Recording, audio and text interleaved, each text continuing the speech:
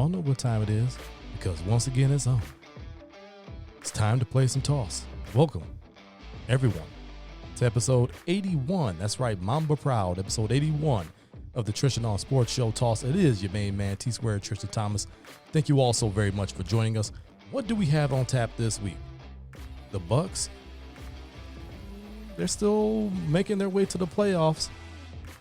Couple of rough losses, but see why I don't really care and see why what I said before the season started may be coming to fruition. I'll make it make sense. The Green Bay Packers, yes, there's more Rodgers, front office, saga, drama, whatever you want to call it. I'll correct the mistake that I made, and it wasn't information I gave you. It was information that I forgot to give you, and some people who were capping are starting to walk those statements back. We'll make that make sense. And then the tall sweep, we got some news and notes. We'll take a run around various leagues and talk about some happenings that are going on. But you all know how we get things started here on Toss. We get things started with the state of the state. And let's get to those Milwaukee Bucks who are currently in a battle with the Orlando Magic. At last check, it was heading towards the end of the third quarter. They were up 8, 79-71. It was double digits, but you know how Bucks games go. They get a double-digit lead. They fall into some kind of bad habits, let other teams back into it. Then they have to come with a furious comeback or a big run to kind of stretch it back out to where it was. In other words, they like to make things a little bit more difficult than they need to be at times. That's just what they are this season. At this point, that we just have to accept that. It's been 60-plus games. 68, as a matter of fact. Just have to accept them for what they are. So currently, 43-25.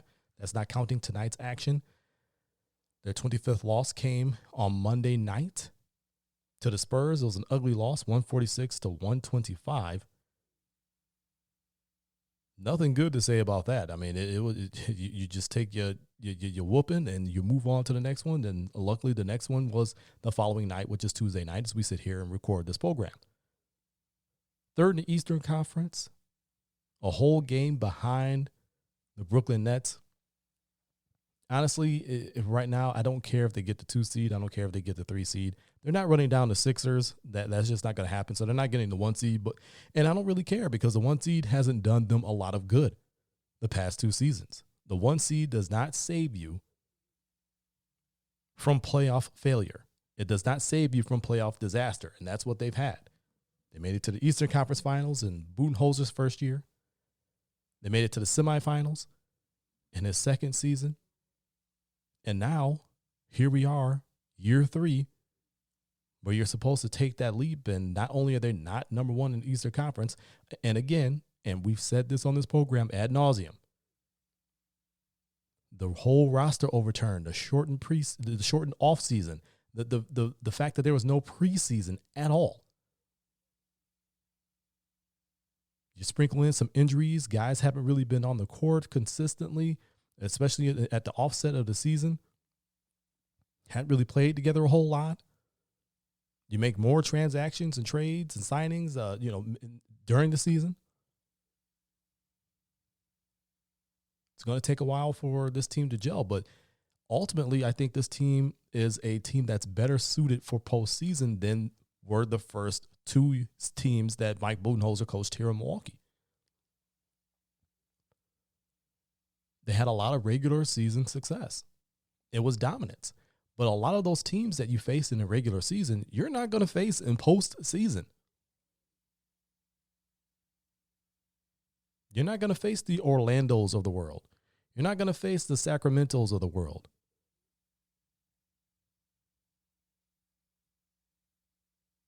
Obviously, you would be facing Sacramento anyway because they're in the Western Conference. But I'm doing that because I say that because of their records.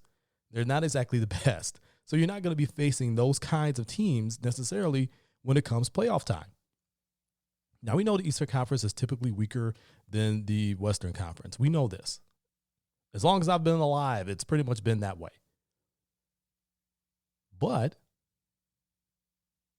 you're still not going to be really feasting on the bottom feeders come playoff time. those teams are typically not going to make it. You may have a team that's sub 500 in the Eastern Conference. Doesn't necessarily mean it's an easy out. You definitely don't take the seedings for granted. You definitely don't take a team for granted because they will come up and bite you in the series. We've seen 8s defeat 1s before. We've seen 1 seeds get knocked out before the NBA Finals before. The 1 seed assures you of nothing.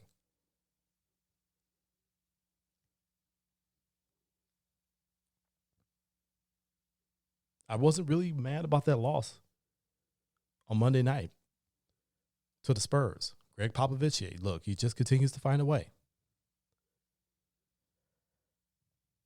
What I was really hoping was that this team came out healthy, and they were able to work on some things for playoff time. This is really what you do at this time of the year. The last 10 games, I unless you're really fighting to A, get out of play-in range, B, to really solidify your seeding, or if you're just fighting to make the playoffs at all, those last 10 games really for me just stay healthy. Stay healthy. Try to tune some things up for the playoffs. Try some things, tune them up. But most importantly, stay healthy. And that's really all I care about over the course of these last few games. Play-in tournament is next week. I believe it begins on May 18th, which is next Tuesday.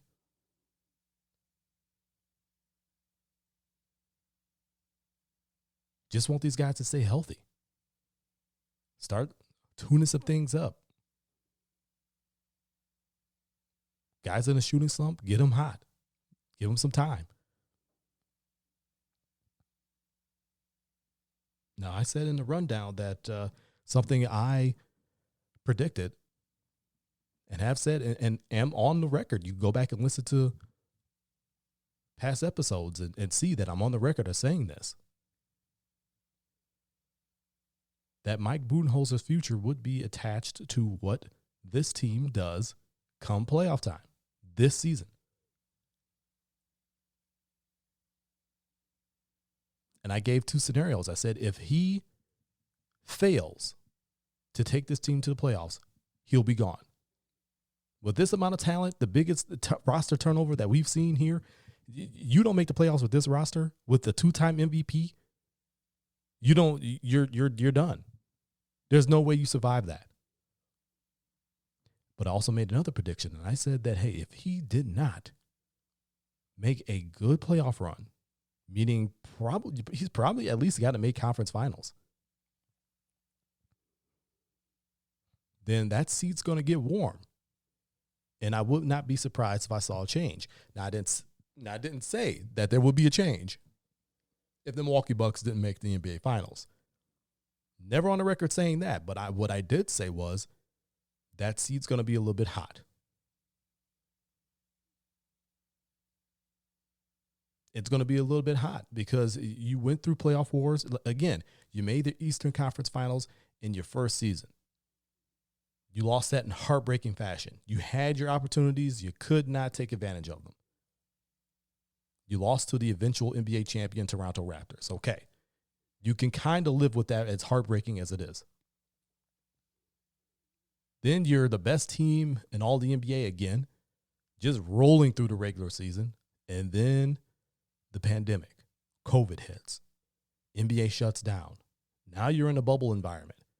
You weren't even playing that well before the NBA shut down. You damn sure didn't play well in the bubble games, and you damn sure didn't play that well in the bubble playoffs. You got bounced in the semifinals in 5 games. Again, to a team that made the NBA Finals, the Miami Heat. So you regressed. So now year 3. You're not the best team in the Eastern Conference. You're not the best team in the NBA. But you're really good. And you hope those lessons from playoff past are learned from. and the knowledge that you gain from all those is applied come this playoffs. Because if it isn't, then what is Mike Budenholzer's purpose here? You need to have more than regular season success. This isn't college. College, you could live and make a huge career off of regular season success, because if you have a regular season success, that means you're more than likely going to the NCAA tournament. And as I've mentioned before on this very show, unless you're a blue blood program like a UCLA or a Duke or a North Carolina, schools like that, then you're not really expected to be in the running for national championships every year. Most programs want you to be a good money maker and to make good appearances in the regular season and make those NCAA appearances. As long as you are making those consistently, and don't get me wrong, it would help if you would win a couple of games here and there in those tournaments. I mean, you don't just want to be one and done every year, unless you're a smaller school that nobody expects you to really be consistently there, but somehow, some way you are. You can make an incredible living off of being successful in the regular season. That's not the case in the NBA. At some point, your teams, especially when you have MVPs, have to make deep runs, and they have to go and cash in those opportunities. I believe this is where the Bucks are currently. Giannis is in his prime. He's 26 years old. He's a two-time MVP. He's a defensive player of the year. You can see the evolution of his attitude this season. Less focused on wins in the regular season. Don't get me wrong, he wants to win. And I'm not saying they're not important. But what he's looking at is the longer-term view, the bigger picture. He wants his team to get better, to create better habits, and to be better in the playoffs. And he said that multiple times in press conferences after games. Chris Middleton has echoed those same sentiments. Mike Budenholzer himself has kind of echoed those same sentiments. But we need results, and we won't get those. We won't know how that's going to go until the playoffs begin.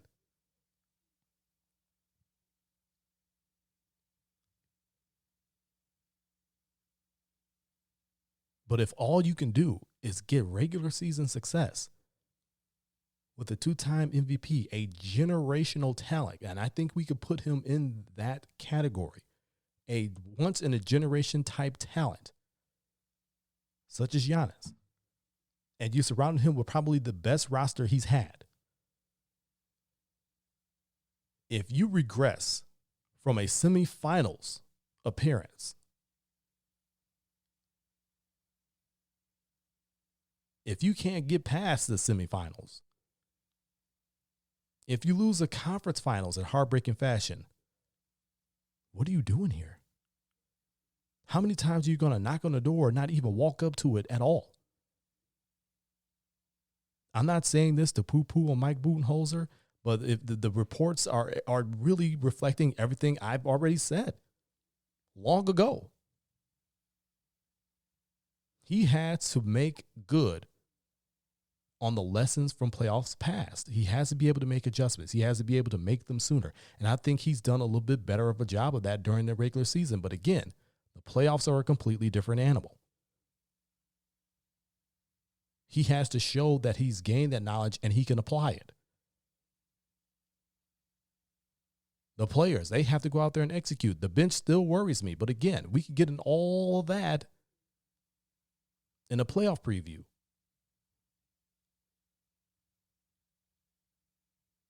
But it just makes sense for his seat to be getting warm if he can't really make it past the Eastern Conference with this kind of a roster.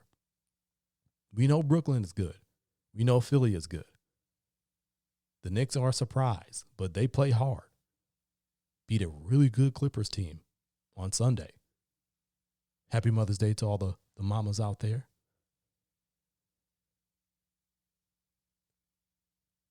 It just makes sense. It just makes sense. You don't ever want to see somebody lose their job, but at some point, 3 strikes and you're out.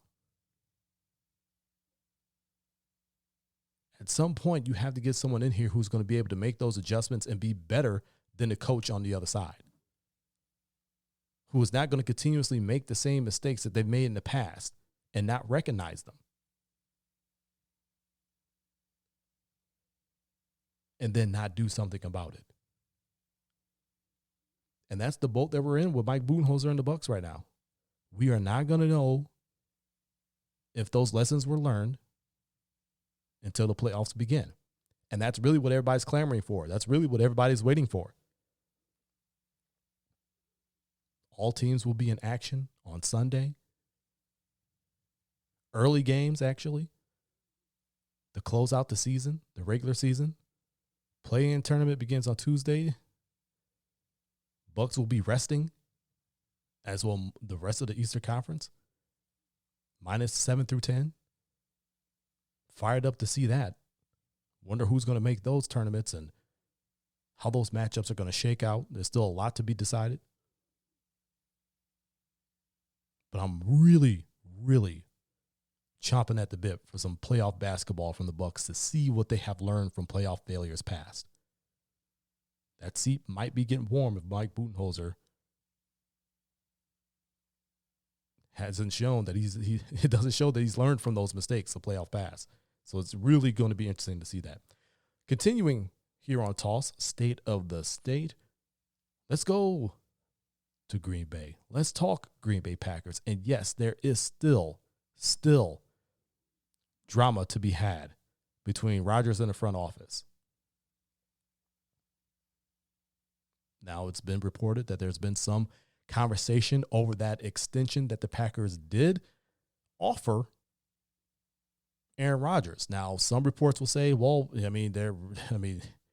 it's really not budging Aaron much. And others will say, well, look, they're engaging, so it's really a good thing. And I'm on that side of the fence. If you look at where this was a week ago, if you look at this where it was even months ago, from the people I've spoken to, of how sour it was, this is a modern miracle. Honestly, this is a minor miracle. It really is. The fact that they are now having true dialogue,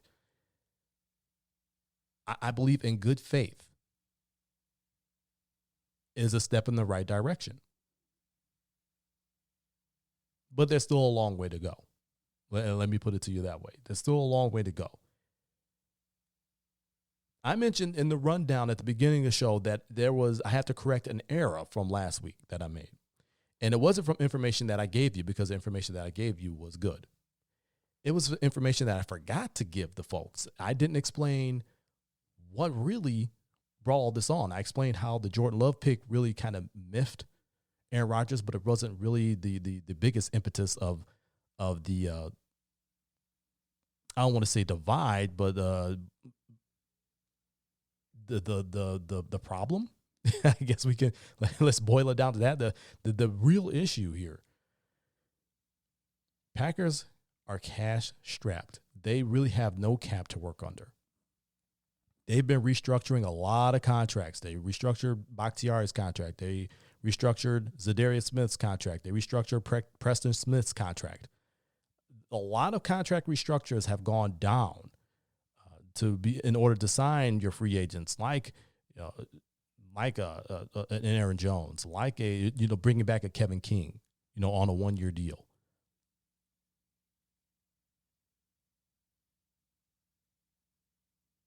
From my understanding, from the conversations that I've had with people in the know,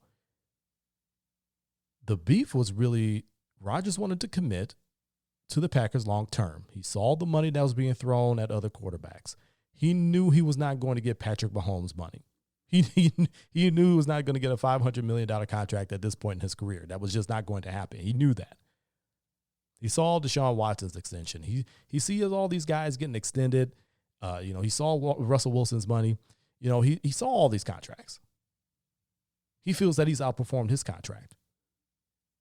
But he wanted to be a Packer for life, for the remainder of his career. He wanted the team to make that commitment to him because he's voiced that to them. Hey, I want to be here my entire career. This is where I would prefer to be my entire career. I'm completely committed. He felt that they didn't commit to him. And the very fact that instead of coming to him with a contract extension and they came to him with the frameworks of a contract restructure, that's what rubbed them the wrong way, because it wasn't a commitment. It was a restructure. Hey, take less money. We'll give you this money up front, but take much less money per year.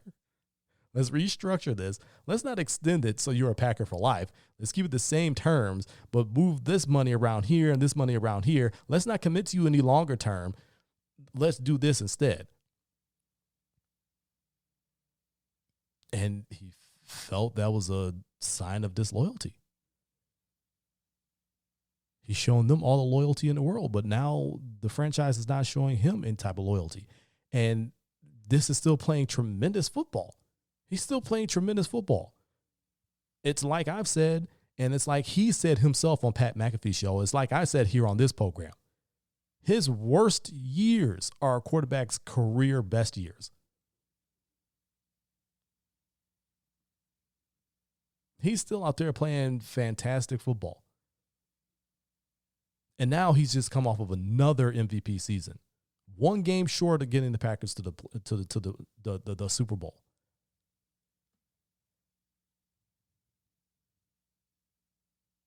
He wants that long-term commitment. He's showing you through his play that I'm not done. You guys were stupid going to go and get the heir to this position because I'm not going anywhere anytime soon.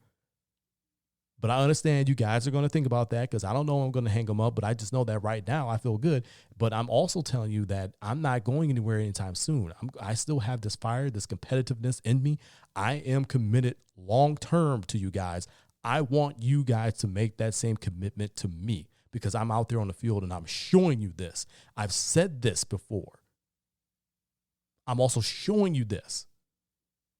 You guys have to show me that same loyalty back. And it's a business and it's rough, and these teams really don't show loyalty to many.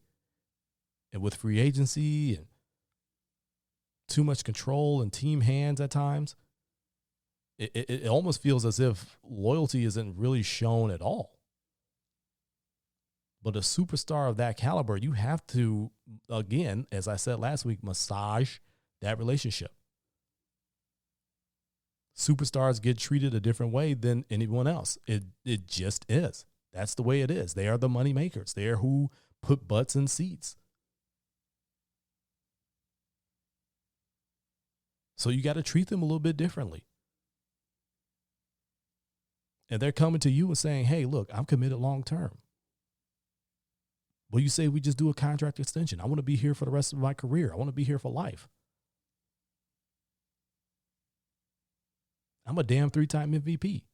And y'all are coming to me with a restructure as opposed to an extension. You're giving me less money per year, more money up front, but you're not giving me any more money after the framework of this current contract. And I'm telling you, I'm committed to this team well after this contract ends. So how about we make sure that we add those years in? Let's not let this contract end. Let's extend it.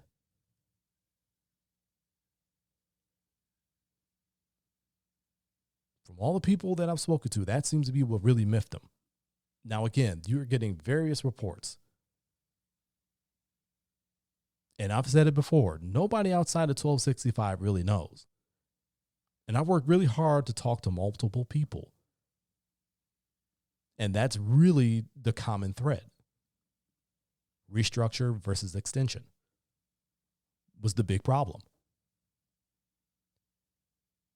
But nobody outside of 1265 truly knows. And I say this because here's the thing. I don't typically call people in this profession out. And I'm not even really doing a call out. But Adam Schefter is the one that stirred this whole pot up. And he went on Dan Patrick's show last week and said that this was an accumulation of information. There was no source. Meaning he had been sitting on this information for a while. And he gets on NFL Live and on draft day and says, "Oh, come back. I got some breaking news for you." He presented this whole thing as breaking news as if this was sourced information. That there's this big, gigantic rift between the front office and Aaron Rodgers, and Rodgers wants to retire, or Rodgers doesn't want to come back to the Packers anymore. And he's telling people he doesn't want to come to the Packers or doesn't want to come back to the Packers anymore. He made it seem as if he was getting sourced information and everything that he was saying was 100%. When in actuality, it was an accumulation of information, various feelings from around the league, but no true sourced information. Now, there's good and bad with what he did, in my opinion. The good of it is the fact that he got eyes on his employer's programming. We all know ESPN, owned by Disney, ABC, owned by Disney. They were both simulcasting the draft, as was the NFL Network. But he wanted to bring more eyes to the ESPN product and the ABC product. And he did that. He got more eyes on their product. So from a good employee soldier front, it was genius. Sit on the information and drop it on draft day when he knows everyone's attention is on the draft. When he knows all eyes are on NFL product. That part of it was genius. I can't hate on him for that. The bad part of it is exactly what I said. He said this was an accumulation of information, which means he accumulated this information. It was not sourced. There was no source. He said that himself. There was no source. He accumulated this information over a period of time. And then you just decide to drop it on draft day. You happen to decide to drop it on draft day, and you presented it when you spoke on it as if it was sourced information. That's the problem I have with it. I don't think he took much luster and shine from these young men's lives and this young men's moment of getting drafted into the NFL.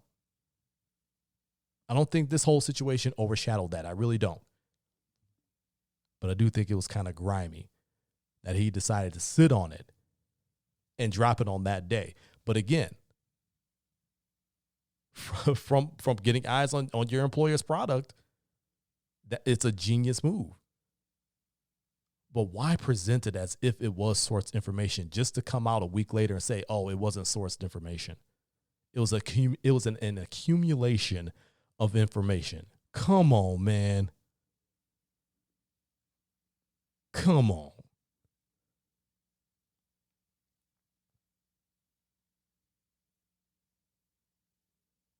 Lots of folks capped for clout on this story.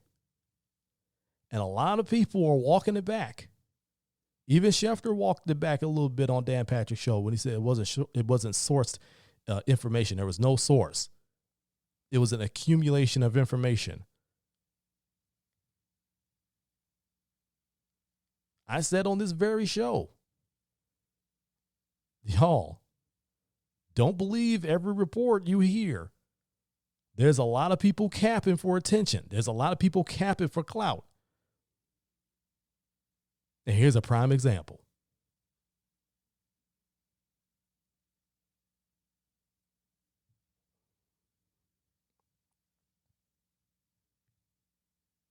I don't know where this is going to go.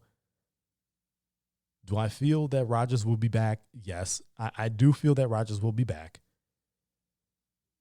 I feel that they will come together. They will sit down. They will talk. They will hash out whatever they need to hash out and realize that they are each other's best chance for a championship, because they truly are.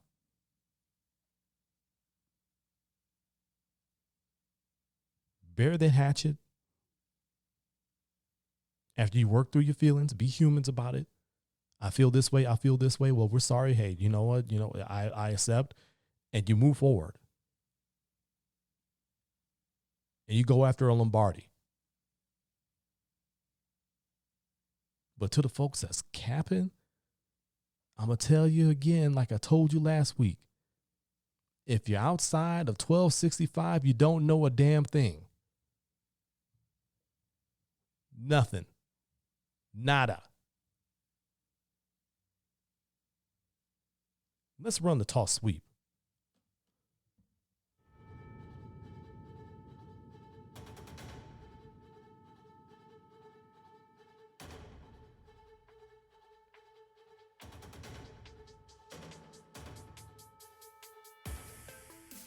Toss Sweep, brought to you by the good folks at TossNationMedia.com. Toss Nation Media, your home for the Toss brand of sports. Truthful, opinionated, passionate sports. It's what you deserve. Running the Toss Sweep this week, we got a few news and notes. Like I said, we're going to be running through a few different sports, a few different leagues. A couple of noteworthy things going on.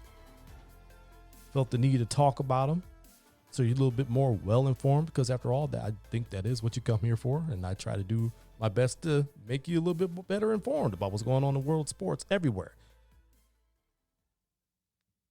The Oakland Athletics, the Oakland A's, been in Oakland for a long time. Well, they may not be in Oakland very much longer. They're exploring relocation, and they have Major League Baseball's blessing to do so.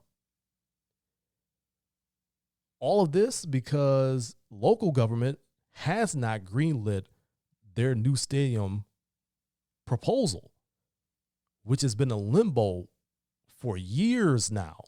Now, have you seen the Oakland Coliseum? The Raiders were happy to get the hell up out of there and go to Las Vegas with that brand new Death Star of a stadium they got over there. It's gorgeous. But they were happy to get out of Oakland Coliseum. It is just, and I know all my Oakland fans are probably going to hate on me for this one. And I know some people personally who love the A's and they love going to the Coliseum, but let's be clear. It is a dump. It is not endearing. It is a concrete jungle. You got a pretty good squad there, but the surroundings in which they have to play, the building in which they have to play, does not match the product on the field. It's long overdue for them to have a new stadium. And I said it on the Toss Facebook page. That's facebook.com/TOnSportsShow. That this is a good thing. And it's long overdue for them to get a new stadium. And if they don't get it, then move. I don't know what it is about California and not really giving certain teams new stadiums. San Diego wouldn't give the Chargers a new stadium. They end up going and moving to Los Angeles, and now they're sharing a stadium with the Rams. It was a fight just to get the Niners a new stadium. It was a fight to get the Giants a new stadium. I don't know what it is, why they're so tight about it. You got so much sports and entertainment out there. They're all big draws. There's always usually gorgeous weather out there. They're big draws. Bring everybody come in. You got to have some ambiance, some conveniences in the building for people to bring more people in and have it serve multiple purposes.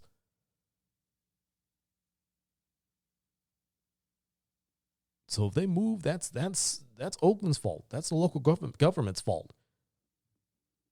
It really gets you thinking, where would they go though? Where would they really go? Would you put them in Vegas? The Las Vegas Athletics? Now, it doesn't quite have the same ring, but I don't think that would work out. You definitely not move to Los Angeles. The Los Angeles Athletics, don't they already have the Los Angeles Angels of Anaheim? It's a mouthful, including the LA Dodgers. I mean, that would just be a mistake.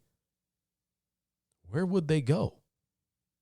So that's going to be interesting to see if this project kind of starts getting pushed through a little bit faster and there's a decision actually made on it, or if they just say, deuces, we out, we're going to find a new home. That's something to keep an eye on. Tyson Fury and Anthony Joshua now have a date set, sort of, for their mega fight. It will be in Saudi, and it will be either August 7th or August 14th. Still working out the deets on which day that will be, as I said on the Facebook page of Toss. Until they are both in the ring and the bell goes off for round one, this is still up in the air. But I am excited to see them fight. I know they have a couple of fights scheduled. I am excited to see this fight. This is a fight that I have been wanting to see. I've been wanting these two guys to go at it. Great heavyweights, great champions. Cannot wait to see this, man. It's going to take a tremendous amount of focus from both men to go to Saudi and come out of there with a win. This is exciting. This is exciting. So I'm hoping they figure this out soon. We get a firm date. I will be watching. That is for sure. But again, until they are in the ring for round one and when the bell goes off, this is still very much in the air. It's boxing. You never know what could happen. Finally, the WNBA's 25th season tips off this Friday, May 14th. Y'all know who I'm rolling with. Okay, now Wisconsin, where Toss Nation Studios is located, does not have a WNBA team. The closest WNBA team for us is the Chicago Sky. I don't roll with them like that. My second home is Las Vegas. I roll with the Aces through and through. They have a hell of a team, but their team just took a blow this week with the loss of Angel McCoughtry to an ACL tear as well as a meniscus tear. Prayers up for a speedy recovery to Angel. Super bummed out she won't be on the court this year. I was really looking forward to the Aces being at full strength. And again, I said this on this very program before, and I will say it again. Last season, if that team has Liz Cambage, who opted out because of COVID, and I don't blame her, or anyone else who opted out because of COVID from any sport, but if they have Liz Cambage, that series is very different. And I'm talking the WNBA Finals against the eventual champion Seattle Storm. Don't get me wrong, the Storm, they were very much a Storm. They came in and they wrecked shop. Hell of a team. They still have a hell of a team put together. But this Aces team, I just like them so much. So very, very much. So talented. And when you add a Liz Cambage, it gives you that inside-outside scoring, who gives you that inside defense that adds a different element that they did not have. And I was really looking forward to seeing Angel McCoughtry be out there on the wing with Asia Wilson out on the other wing and seeing them go at it. Kelsey Plum coming in, dropping threes. I was really looking forward to them being at full strength, but they're not going to be at full strength, and I'm so bummed, but it's still going to be a good team. They're still my pick to win the WNBA Finals this year. Yeah, I said it. I'm on the record as saying it. But prayers up to Angel McCoughtry again. Hopefully she comes back. Speedy recovery for her. Again, just really, really bummed out that they're not going to be at full strength for this season. But I think they're still going to have a really good season. Last season, I was really surprised by with them not having Cambage, how good they still were. So imagine adding that talent. But now you lose a McCoughtry. But I still think with how good they were last year, they'll be just as good this year. I think they learned in that WNBA Finals what they needed to do. And I think they'll get over the hump. Well, y'all, that'll do it for me. This was episode 81 of the Tristain on Sports Show Toss. Y'all know where to find me on social media at the20double. That's at the number 2, the number 0, and the word double. Facebook.com/T on Sports Show. That's TON Sports Show is your home for the Toss Tristain on Sports Show on Facebook. touch on a lot of things there that we don't necessarily get a chance to on the show. Facebook.com/TON Sports Show. That's TON Sports Show. And TossNationMedia.com, your home for the Toss brand of sports. Truthful, opinionated, passionate sports. It's what you deserve. But as I said before, it's time for me to get on up out of here. This is T-Squared Tristan Thomas reminding all of you to keep it moving forward. Always forward. Forward always. Until next week, so long from Toss.